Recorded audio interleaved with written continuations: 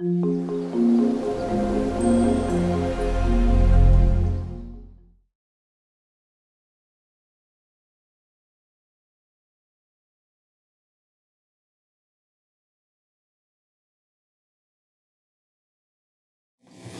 right, let's get to it.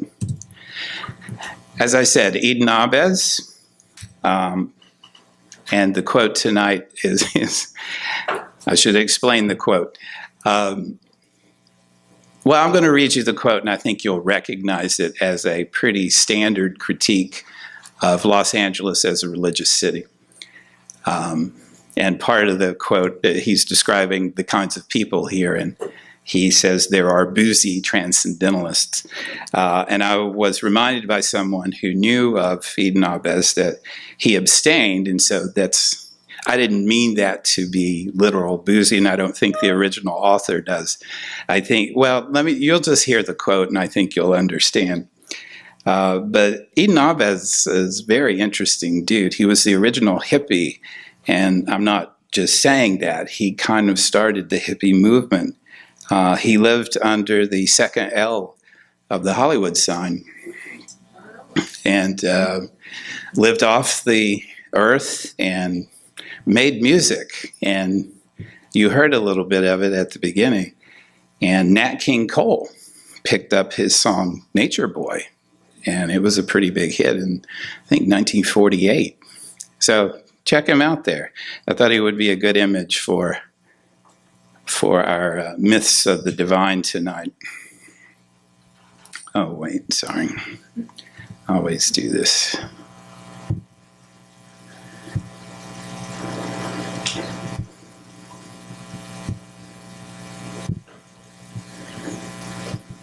Yes, here's the quotation. This is from 1920-something.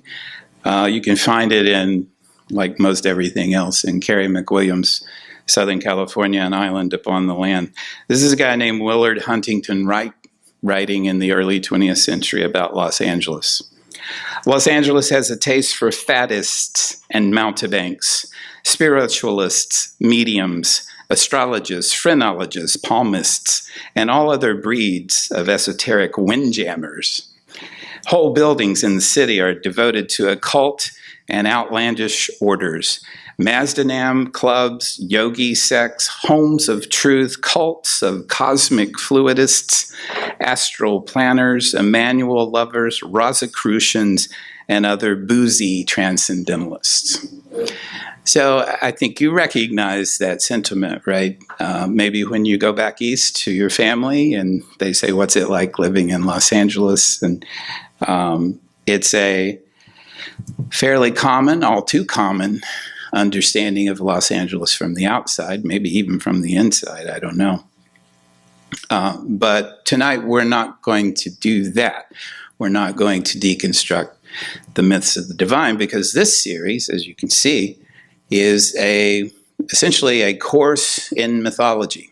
And in mythology, academics, religious studies scholars, we treat that as stories that are true in the sense that they are experientially applied and move people. Tonight, all over the country, people are taking action based on a story that they believe. Is it scientifically true? Probably not, because this is America. But it's true for them, and they're going to vote according to it, and we're all going to be affected by how they vote according to that story. That's the sense of myth we're using here. So we talked about creation myths, as you can see, place myths, hero myths, trickster myths. Last time was great fun. And by the way, the discussions I've been teaching for 25 years in higher education. The discussions I have with you all, I've never had in my life. I don't care if it's graduate students or undergraduate students. You always surprise me pleasantly, and it's wonderful. So this is our halfway point. So I think it's kind of cool that we're talking about the divine. And then next week is Myth and Dream. We're going to talk about the film industry. And then myth, okay. And then myth and ritual, etc. What did we learn? What have we learned so far? Well, we talked about creation myths as Los Angeles being the town of the Queen of the Angels, meaning that it's a city devoted to the liminal. It's a city that lives, well, in some ways physically, psychologically, spiritually, on the edge or in the liminal zone, the place of the angels. That borderland, those borderlands of the sacred. We talked about an audacious projection of human will, imagination, and vanity, the creation of this place through, remember, the name itself is from a 16th century novel, California. And then when the Spanish explorers came here, they said, oh, this must be California, like in the novel. And so here we are, Californians. It begins there. Well, it begins even earlier in the Tongva and Chumash. But throughout, there's this sense of creating a space, creating a place even. And so we talked about myths of space. We talked about the unreal city, hyper-reality, things like that. The city of the unreal, of the hyper-real. Sometimes there's a man. We talked about heroes in Los Angeles. And we began with Biddy Mason, who was brought here as a slave and sued for and won her freedom and bought up a bunch of property in downtown Los Angeles and died a wealthy woman and a great philanthropist. Second hero was Charlie Chaplin in The Great Dictator, when he gave the speech against fascism, looking directly into the camera. And then, of course, the dude, there may be no more quintessential hero than Jeff Lebowski, who just abides. But that's just like your opinion. And then we talked about a ringside seat at the circus last time, the tricksters. So we talked about Mulholland and D.W. Griffith and Amy Semple McPherson, great and flawed and terrible characters who have advanced the city because, you know, we're not just talking about idiots, jerks, bad people. We're talking about people who are tricksters who, through their failures, through their trickster ambition and their inevitable trickster failures, advance the city. We have water, we have film, we have, well, I don't know what Amy did, but I'm sure there's something. She kind of was more of a show person than some of the film stars, actually. But anyway, tonight, myths of the divine. What are myths of the divine? That's my photo, by the way. I was downtown one day and I went, okay, is this some kind of message? Yeah, that's the US Bank Tower, as you can see, being reflected in a unique way. Anyway, so I want to talk about a great book that gets overlooked even in academic circles called The Varieties of Religious Experience by William James. I've mentioned it a few times, especially in our discussions of religion, because I think he has a really good definition of religion, and religion is hard to define. Most of us walk around with notions of religions in terms of their specifics, which God they worship, which rituals they practice, where they are on the planet. But religious studies scholars try to get deeper. They try to get more phenomenological, by which I just mean they try to understand the experience of religion.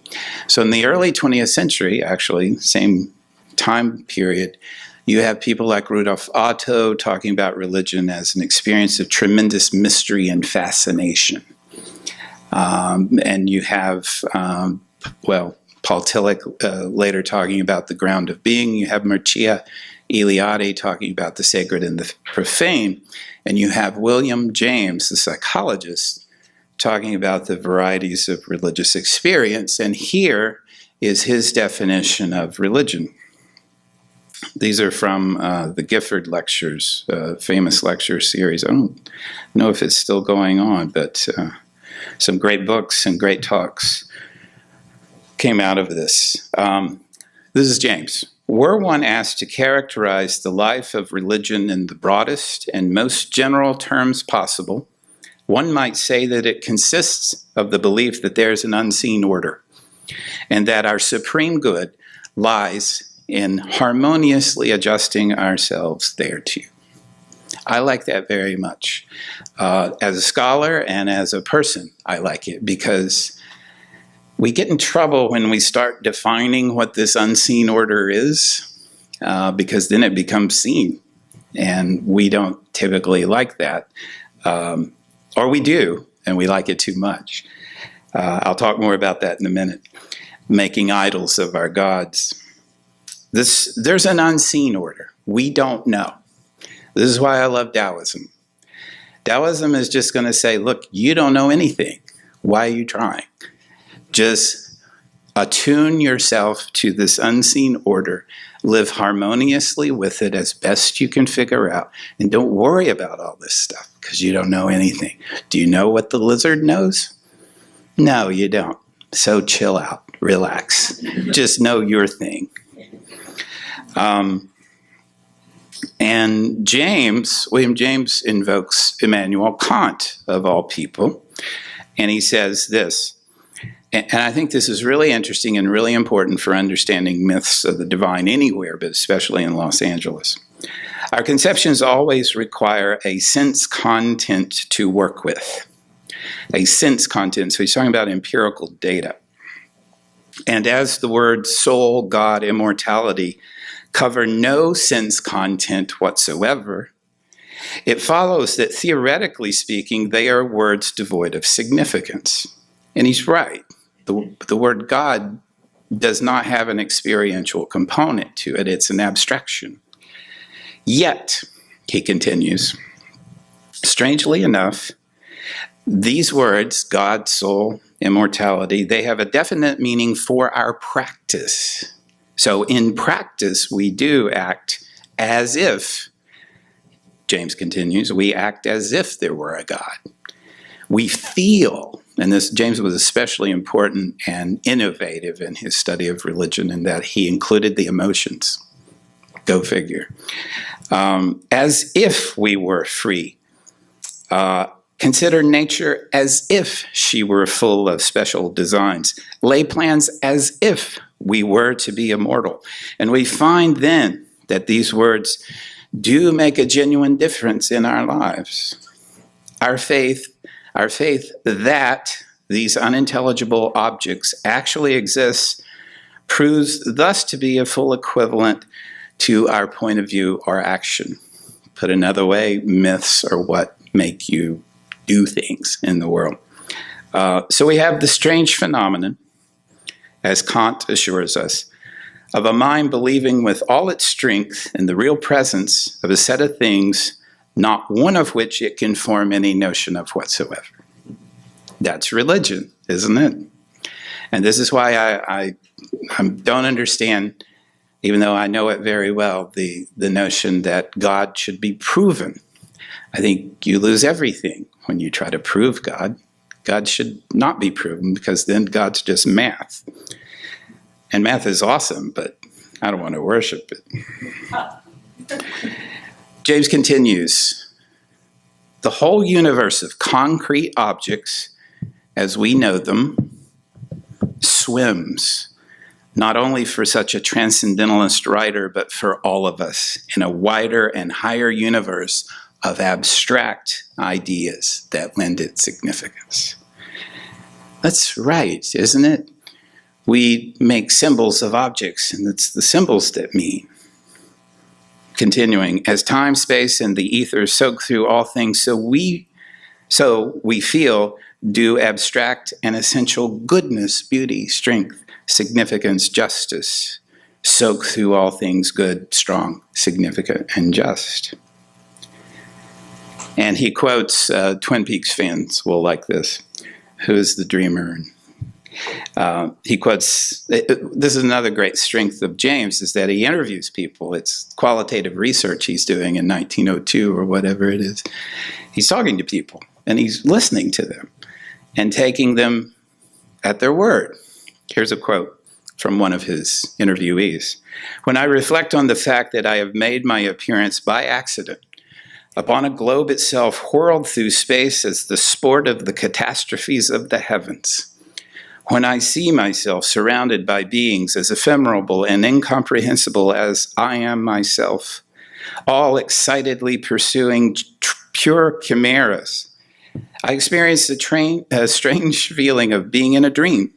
It seems to me as if I have loved and suffered, and that ere long I shall die in a dream. My last word will be, I have been dreaming. Wow. Well, that's right in line with much of world religions and mythology.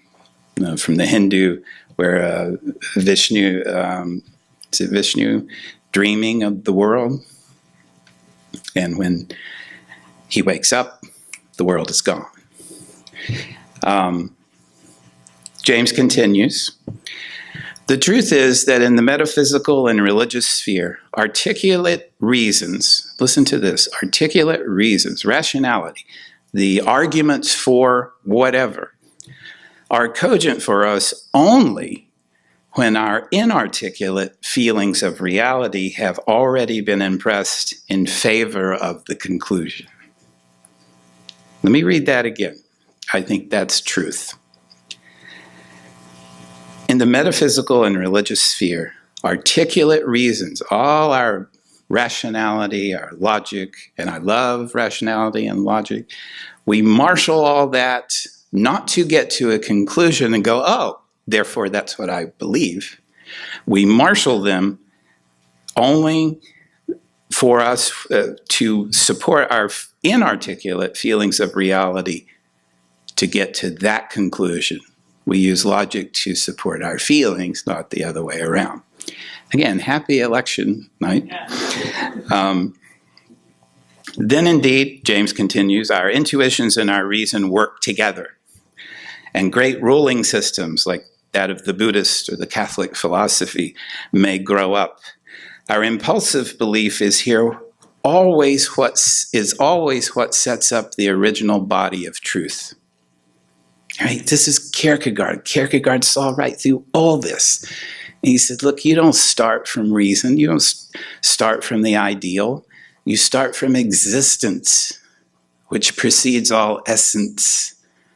That's where you start. His best line was against the great German systematizing philosopher Hegel, who said Hegel built a mighty castle and he lived in a shack next door.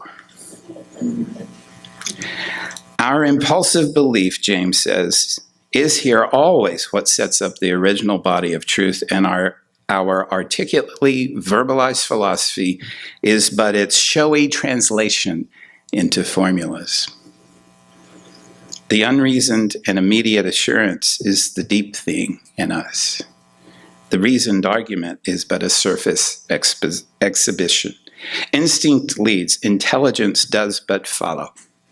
If a person feels the presence of a living God after the fashion shown by my interviewees, your critical arguments, be they never so superior, will vainly set themselves to change his faith. Okay, election night again. Attitudes. Well, again, this is where he talks about emotions. I'm going to skip this part. So, we start with feelings.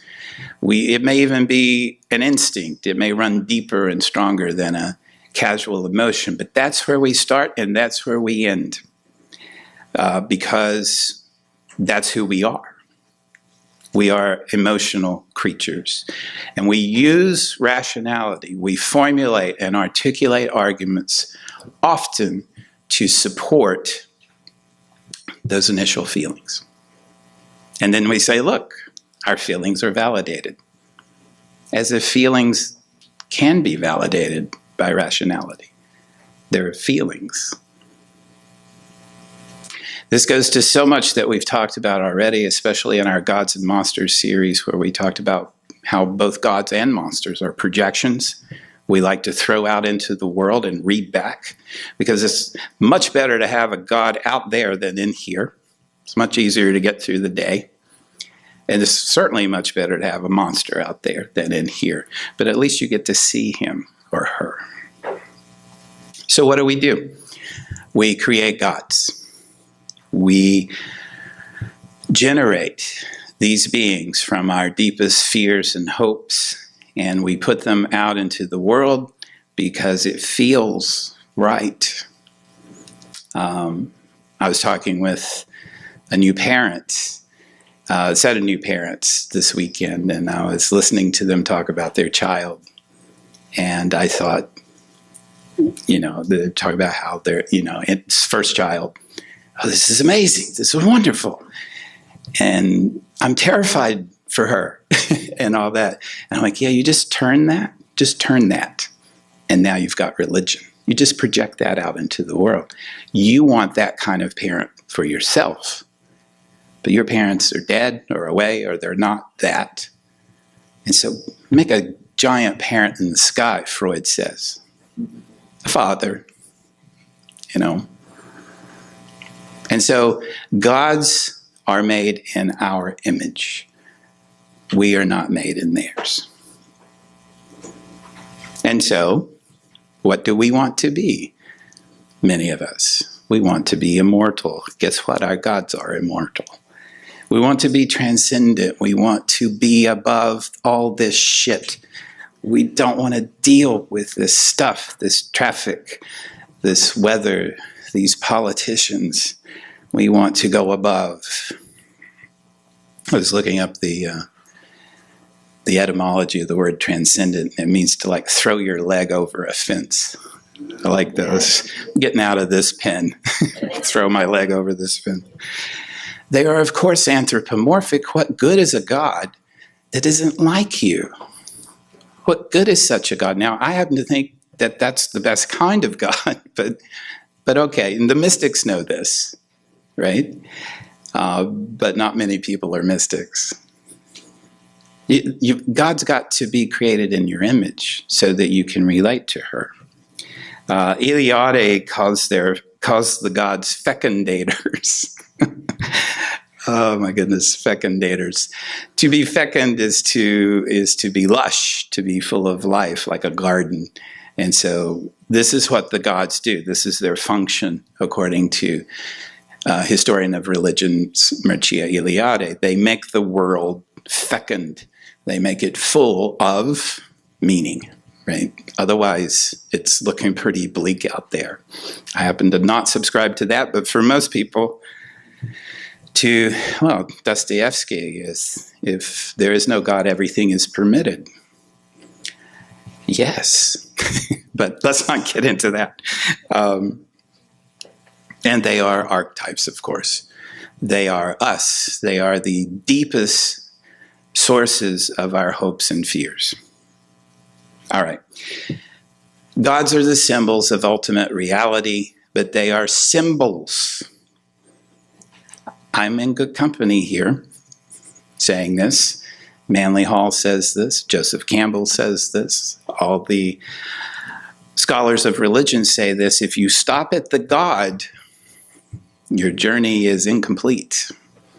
Gods are the symbols of something greater. Just like words are the symbols of something greater.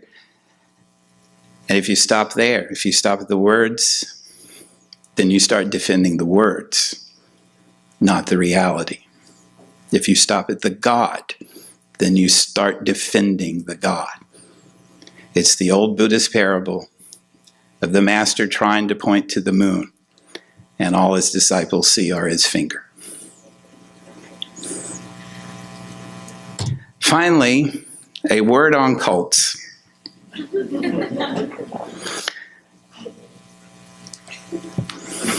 I do not use the word cult because I'm a scholar of religions and I don't understand the word. Let me just, if you will, let me read you what I wrote to some students recently. I took their textbook, a well-known, good textbook, and it had a section on cults. And here's what it said a cult is. The textbook for a class on religion. Quote, a cult is founded by a charismatic leader whose powerful personality is the focus of his or her followers. It is through that person that the cult's religious message is delivered. That's a scholarly definition, an attempt at a scholarly definition of a cult. All right, so I wrote this. Charismatic leaders who deliver the message of faith. Abraham, Moses, every Hebrew prophet, Zoroaster, Muhammad, Siddhartha, Lao Tzu, Confucius, Nanak, Mahavira, Joseph Smith, Baha'u'llah, and many more. Most major religions, well, all but one really, has a founder who delivers the message. Are all religions a cult? We're losing specificity here. Point 2. Quote, a cult normally claims that it has new revelation from God or a new insight into the sacred that either perfects or changes an older religious tradition or invigorates it. All right, Jesus, we're looking at you now. You took the Hebrew religion and you perfected or invigorated it. You said as much, cult leader. Actually, the Romans thought the Christians were a cult because they met in secret and ate flesh and drank blood. What religion does not have this figure? What religion does not do this? And finally, cults, again, according to the textbook, at least in their beginnings, are viewed with extreme suspicion by older, more established religious communities. The latter, usually in regard to the new revelation, as heretical, sacrilegious, or blasphemous. Well, okay. That's every religion, pretty much, right? I find it odd that suspicion would be the basis of determining a cult. Wow, you've got your work cut out for you if you want to use that criterion, that third criterion. Here's the etymology of the word cult.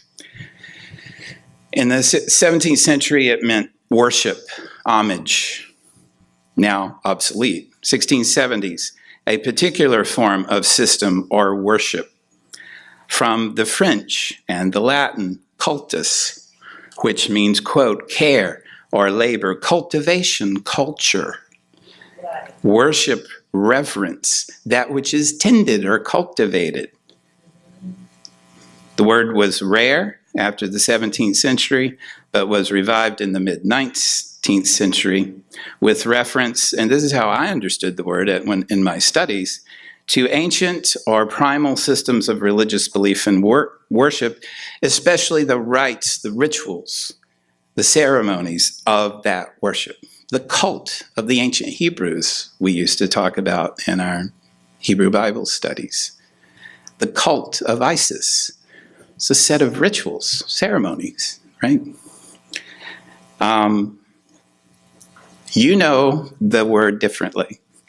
I do not understand how I don't understand the meaning of the word cult other than it's a religion I don't like and I am suspicious of. And so evangelical Christians are suspicious of Mormonism, and so it's a cult. So you're going to be thinking that word, but you're not going to hear me say it. I just wanted to tell you why. All right, let's talk about some myths of the divine in Los Angeles. This is William Money, or as he insisted, William Monet, in deference to the Spanish civilization here. First, I wanted to give you some early impressions along the lines of the one I quoted. This is John Stephen McGroarty, who is a poet, eventually became a politician. He says this: Los Angeles is the most celebrated of all incubators of new creeds, codes of ethics, philosophies. No day passes without the birth of something of this nature never heard of before. This is 1921. It's a breeding place and rendezvous of freak religions. But this is because... Hey, Wes, could you turn the air up a little bit? I wanted you to have a little cliffhanger. Why do you think... Never mind, I'll tell you. Why is this a place, a breeding place and rendezvous of freak religions? This is because the winters are mild, thus luring, it gets better, thus luring the pale people of thought, I think that's me, to its sunny gates. Within these gates of Los Angeles, man can give himself over to meditation without being compelled to interrupt himself in that interesting occupation to put on his overcoat or to keep the fire going. Okay. Julia M. Sloan, 1925. Sorry. I'm sorry. Okay, I need to pull this together, sorry. Los Angeles is full of people with queer quirks, and they aren't confined to gardeners. Poor gardeners. I haven't had a hairdresser who wasn't an occult, a psychic, or something. Of course, that's not true anymore, is it?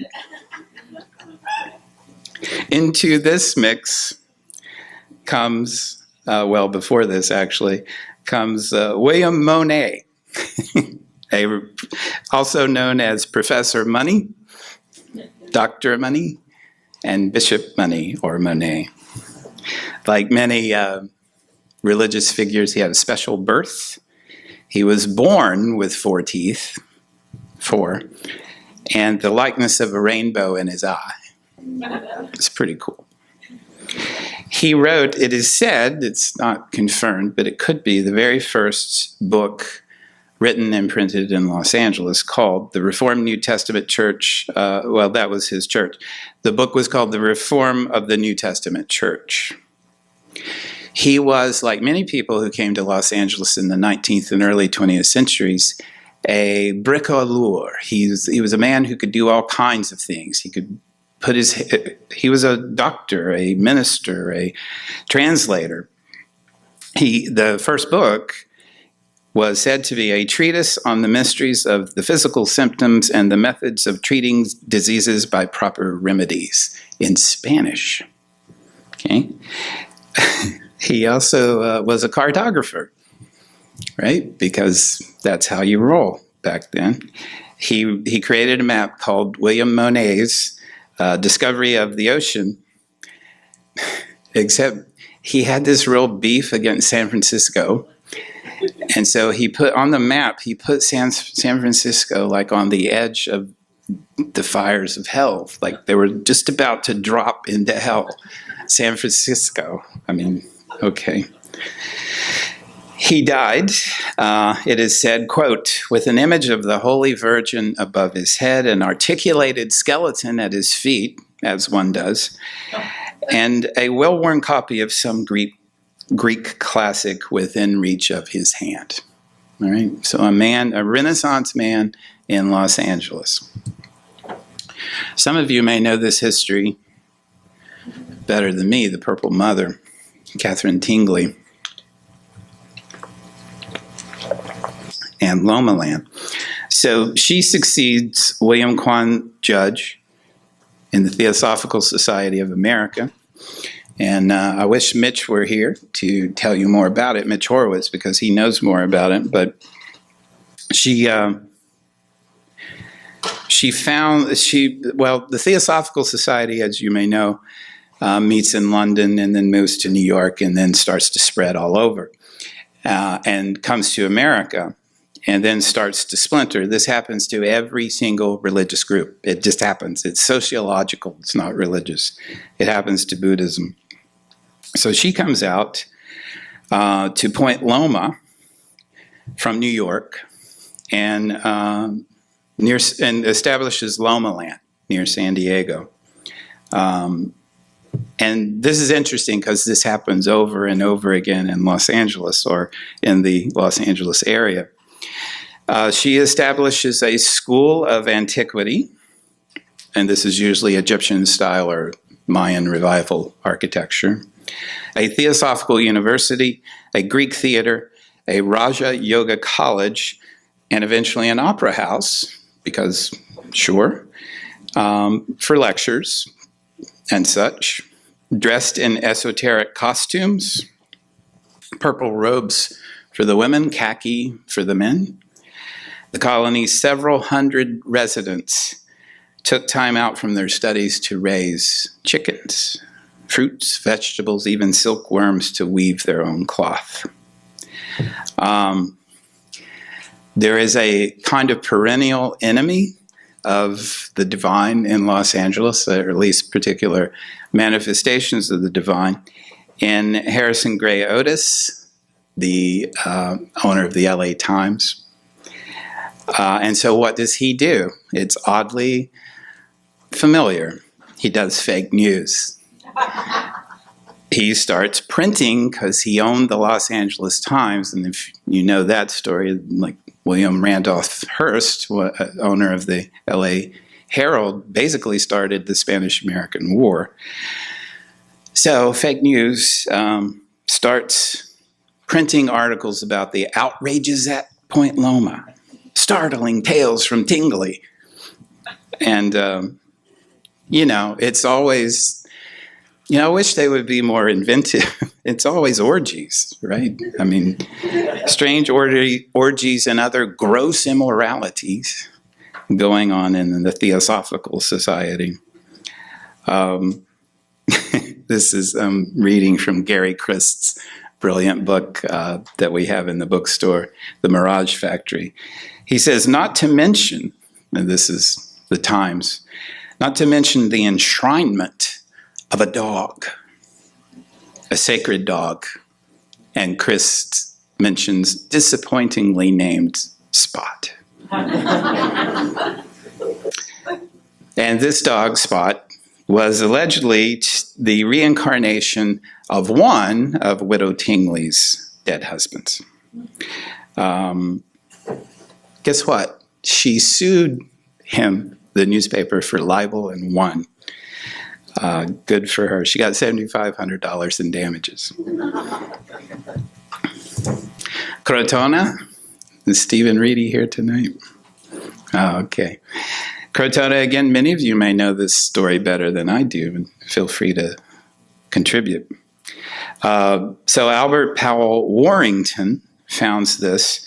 He was a retired lawyer from Virginia, and he purchased this 15-acre hillside lot where he claimed that the surrounding, it's down near Doheny Drive, right, in Hollywood.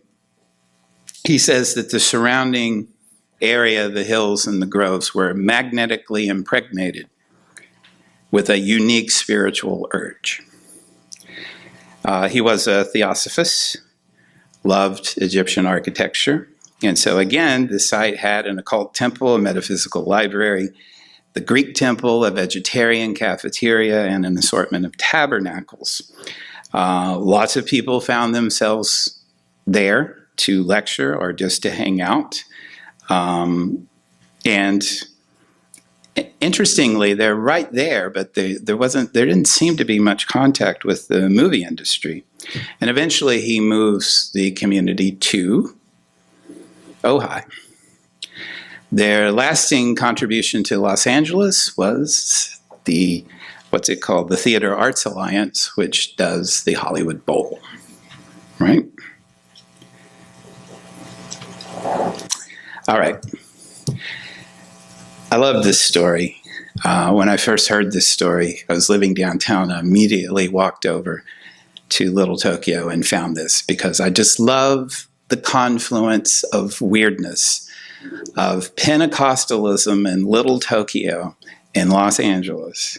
But sure enough, the minister was William J. Seymour in 1906. That's when the revival started. African-American preacher from Kansas. He started a meeting there on Azusa Street, and it just took off. Now, if you know anything about American religious history, you know that this is not uncommon, that there was a Great Awakening and there was a second Great Awakening, and it had the same features, and that is race ethnicity, gender, class, they all get transcended. None of it matters because they all come together for this experience, for the emotions. Can they defend it rationally? No, they cannot, but they don't need to because they have the experience. This is Pentecostalism. And I don't know if you know Pentecostalism, but I grew up with it. It's absolutely fascinating. Thousands came to Azusa Street to worship. It had 3 services a day, 7 days a week for 3 years. Stop and process that. 3 church services a day, 7 days a week for 3 years. And people came. It was said to be, quote, full of noisy manifestations, shouts, speaking in tongues, moaning, singing in tongues. Guess who doesn't like this? Harrison Gray Otis and the Los Angeles Times. This is a remarkable thing. He had a newsletter, a newspaper that had 50,000 subscribers there, and was going out weekly. And and of course, you know how these stories end. Charles Fox Parham was the Pentecostal pioneer and teacher of William J. Seymour, a white man, who comes to, he allowed Seymour, William Seymour, the founder of the Apostolic Church there, he would allow him to listen to his lectures in seminary sitting outside the door. So his great gift to Reverend Seymour was to open the door. He didn't let him in because Seymour was African American. He comes to see what's happening on Azusa Street because it's out in the world now. I mean, right? 3 services a day, 7 days a week. So he visits in 1906. This is his teacher. And he says it was a darky camp meeting. Quote, a darky camp meeting. Quote, what good can come from a self-appointed Negro prophet? Scoffed the LA Times. The Azusa Street revival dissolved amidst racial politics and unrequited love. Seymour married Jeannie Evans Moore, and Clara Loom, the mission secretary and administrative helper for the newspaper, disapproved of their marriage, so much that she left for Portland and took all the mailing lists of the 50,000 subscribers with her. She took the technology. And so they didn't know where to send the letters, the mailing. And it gets uglier, as you might imagine. Now, in the first and second Great Awakenings, something similar happens.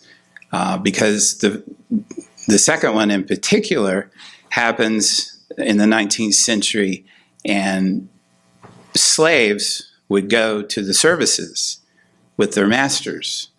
Women would go with men. The wealthy would go with the poor. And pretty soon, they just couldn't deal with it. The people in power could not deal with it. And so they stopped it. They said it told their slaves they couldn't go to this service or they'd be punished. So, Pentecostalism in Little Tokyo. There's also New Thought, Phineas Quimby, 1802 to 1866. This is an interesting, eclectic set of ideas and practices, mostly ideas. It's New Thought, so there's not really that many rituals attached to it. But basically, you probably recognize this. The beliefs are that God or infinite intelligence is supreme, universal, and everlasting. By the way, I forgot to mention that Eden Abez, our music man, refused to capitalize the names, his name.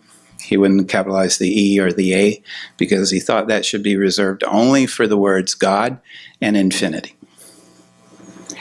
New thought is that there is a divinity within all of us, and the highest spiritual principle is loving one another unconditionally. And this sounds actually like Mitch Horowitz's book, The Miracle Club. Our mental states are carried forward into manifestation and become our experience in daily living.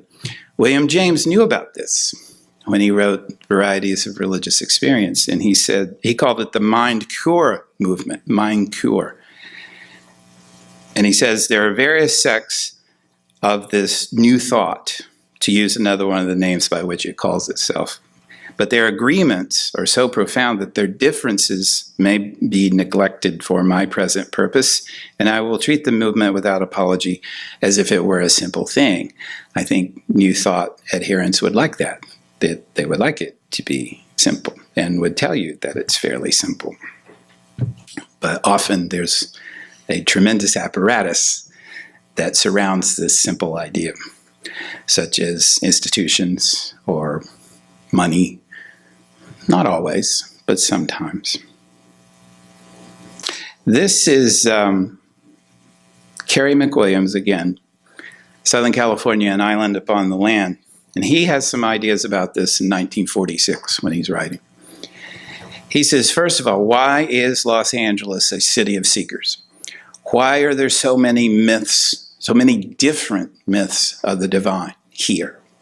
He says, well, he's a sociologist mainly, neo-Marxist too, kind of. He says, first of all, there's a lot of different people here.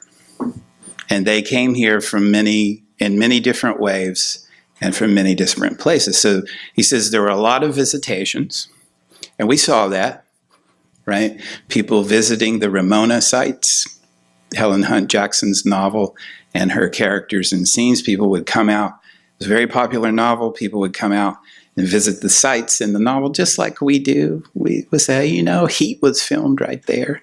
We do the same thing. Maybe that's just me. But so there's a lot of people coming out. They go back, or they stay, but those who go back tell the story. This is classic religion, right? Those who have had the experience go back and tell others the story of Los Angeles. And primarily from the Midwest and the Plains, they come. They come here. And we read some of their accounts. We read some of their myth-making, their storytelling that brought other people. And then we read how they thought the climate cured everything. So McWilliams is not necessarily wrong. They thought, well, I read you testimonies of doctors who said, yeah, just living in Los Angeles will cure you of, and he reels off a dozen things, including tuberculosis and cirrhosis and weird women problems, he says at one point. So imagine that, McWilliams says. Imagine all these people coming to this place that is unique topographically already, and they think it's a healing, it's a place of healing. It's already sacred when they get here because they followed the myth. And then when they get here, you have to support the myth, because else why did I leave my farm in Iowa? This has got to work, right? And of course, we wouldn't know anything about that coming to Los Angeles and trying to make a story work, trying to make the story work, the one you got here with. So he says, McWilliams says, there were all these promises of miracle cures, and guess what? They didn't work.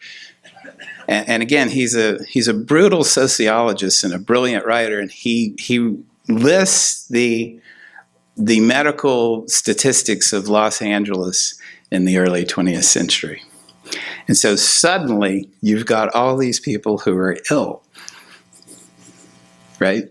So the myth didn't hold up, and so they go to doctors, except there are no doctors.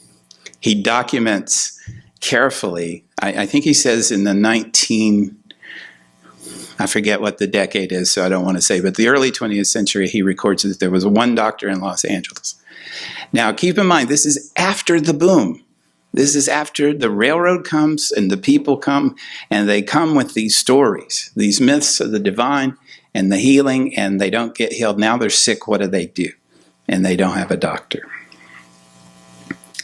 This is Gary McWilliams' quote. In such an environment, it was, of course, foreordained that a Messiah would someday emerge.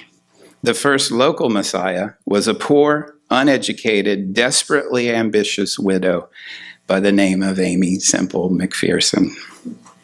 But there are plenty more, and he writes about them. I don't know about that. I think there's a certain plausibility to that, but I don't think it goes far enough. Just this week, or I guess it was last week, an article came out in GQ called My Life Cleanse, 1 month inside LA's cult of betterness by Rosecrans Baldwin. I love this article. I think it's genius and goes right to our point tonight. Why are we the way we are here? And let me tell you a little bit about Rosecrans. He lived in Los Angeles nearly 4 years. This is how he starts the article. Before he realized he was missing out on something essential, people all around him were trumpeting new self-improvement projects with cultish devotion at boutique juice bars, at hallucinogenic ceremonies, at mysterious wellness retreats. We should do that, Sharon, a wellness retreat. So in an effort to get in on the woo-woo, he tried everything he could for a month and wound up in darker depths than he would imagine. That's true. I'm not going to spoil the article for you, but I did want to point some things out that I think are right on or pretty close. Listen to this beautiful writing. Los Angeles is less of a region than a weather system. Less of a city than a county, less of a metropolis than an 88-city nation-state. Canyons burn, slopes slide. We're a megalopolis of cement, of roads that threaten to rupture beneath our feet. There's no safety net if you're not rich. People slip through the cracks constantly. It took me 3.5 years to figure out one thing, perhaps the only thing I know for certain about Los Angeles. Anything can happen at any second, which provokes a sense of doom or wild hope, depending on the day. There's your myth of the divine. Isn't that brilliant and wonderful? Rosecrans, are you here? Did you make it? And want to admit it? He was talking about coming. I invited him because this was genius. This is him again. One of the first places I visited was the Los Angeles chapter of the Aetheria Society. Some of you may know this. The group gathers at a collection of pink buildings just south of the Hollywood Walk of Fame. The society's founder, Dr. George King, was first contacted by extraterrestrials in 1954. It took me by surprise, actually, he said in a television interview with the BBC. An alien named Aetherius told him, "Prepare yourself. You are to become the voice of interplanetary parliament, of the interplanetary parliament." Again, forgive me for quoting, but he's such a good writer. Over the course of May, I tried something new agey every day. I did Kundalini yoga with slender women in white turbans. I did a juice cleanse and hallucinated a bean burrito on day 3.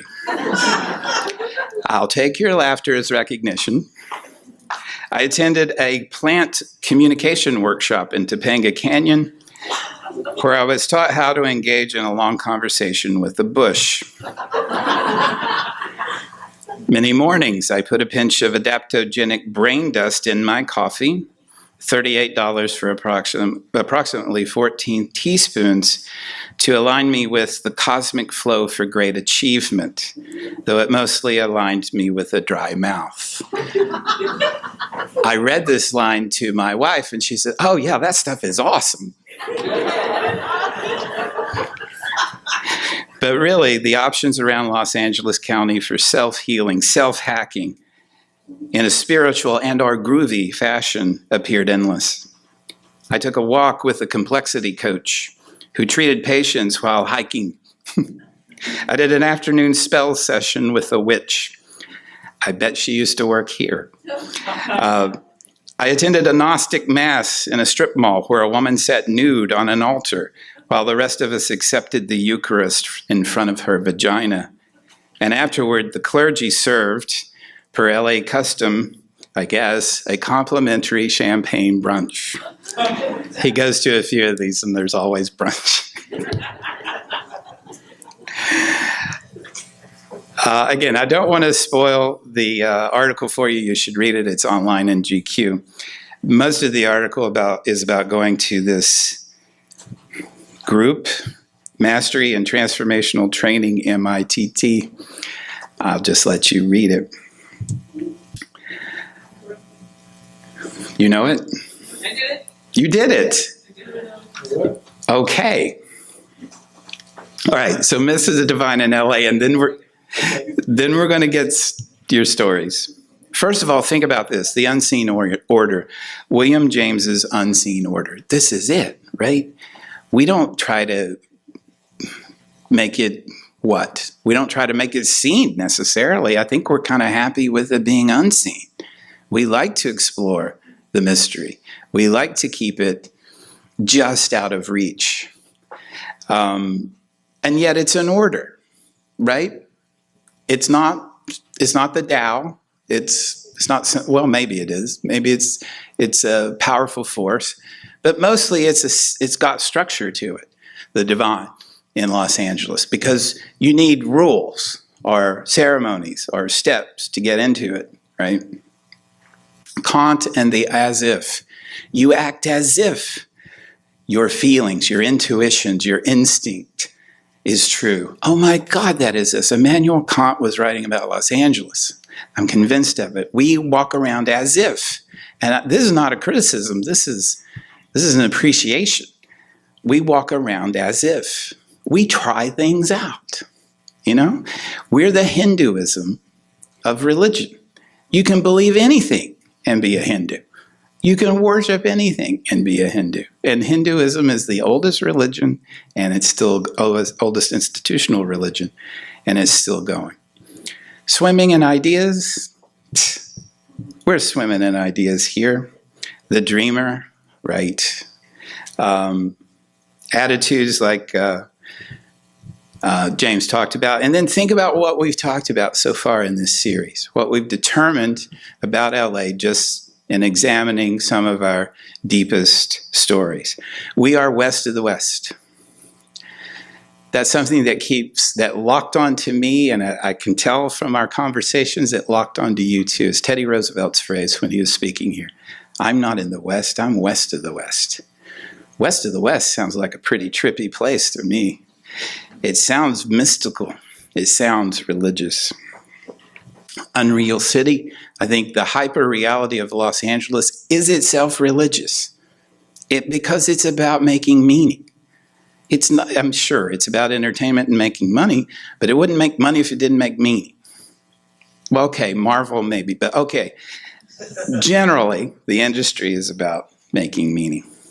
And I've been saying for 4 weeks now, the embedded difference of Los Angeles. I think that's too static. I want to talk about the dynamic difference, because that's Los Angeles. It's not New York, where there are these embedded places and villages, and maybe that's not fair to New York. The differences here are not just, they've been here from the beginning. They've been here, and I'm talking about the people, beliefs, and myths of the divine. They've been here from the beginning, from the Tongva and the Chumash, and they continue. And this is a feature, not a bug. And they keep shifting. All these differences keep shifting. They're always moving. And this is what disturbs Norman Klein in his book, The History of Forgetting, is that in all this movement, this dynamic difference, things and places and people get lost, and he's right. They do, like Chavez Ravine and Dodger Stadium was a thriving community until they decided to build Dodger Stadium. Yeah. And then we are the city of angels. We are the city of the liminal. on the edge of the sacred. I will maintain that until you convince me otherwise. And to close out, I want to quote from Rosecrans again, because I think he nails it. I don't agree with everything he said in there. I think he's a little cynical about some things, but this is the beauty of the article, is that he won't let the cynicism win. And that's Los Angeles. Listen to this. If there's one thing that connects many of the people I spoke to for this story, it's that they're searching. Searching for meaning. Searching for purpose. Just another human in their apartment at the end of the day. Because to be somebody in LA without a something, to be somebody in LA without a something is to be a nobody. That's what these people made me think. I think we're a city of seekers. I think there's a reason this place is here.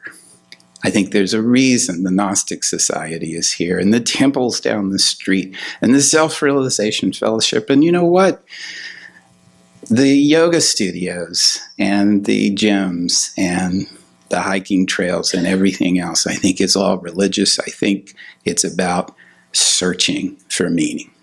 Thank you for your attention.